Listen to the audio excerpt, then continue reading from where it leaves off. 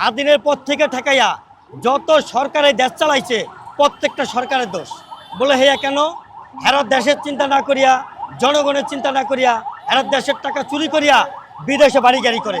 যারা বলতেছে এখন রিক্সার জন্য ঢাকা শহর পাড়া দেওয়া যায় না, দেশে জ্যামজট লাগিয়া থাকে, তবে রিক্সালাগো তো দোষ নাই।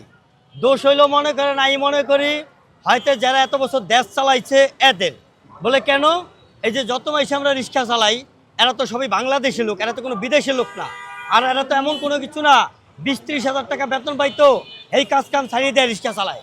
এরা কেরা বেকার যারা হেরা চালায় আর চালায় কেরা ওই যে মনে করেন হয়তো যারা গেছে 10-12 হাজার টাকা বেতনে কাজ কাম করতো ওইটা ছাড়িয়ে দিয়ে একটা রিক্সা কিনে রিক্সা চালায়। তা বেড়া করতো দোষ না, কেলে 10-12 হাজার টাকা বেতনে তো ফ্যানেই জোরে না, বেটা সংসার কেমনে চালাইব?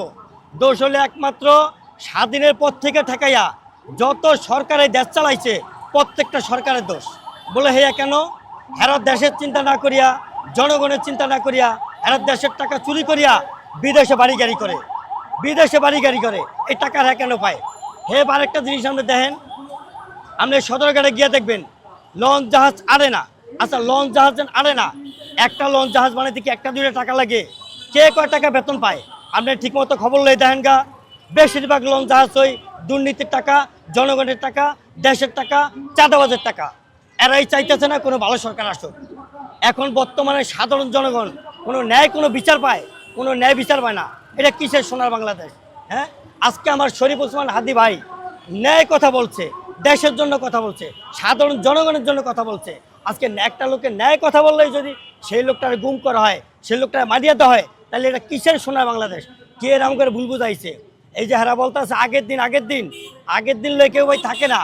যেমন আগে এটার আমরা পিরন বলছি, পিরন, এখন কেউ পিরন বলে না, এখন বলে ষাট। আগে বলছে আন্ডা, এখন বলে ডিম। আগে বলছে কদু, এখন বলে লাউ।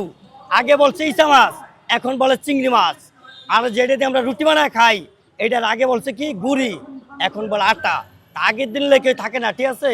আপনারা যারাই যেই প্রতারণা শুরু করছেন, যা করছেন, এগুলো সব মানিয়ে নেন, ভালো হইব।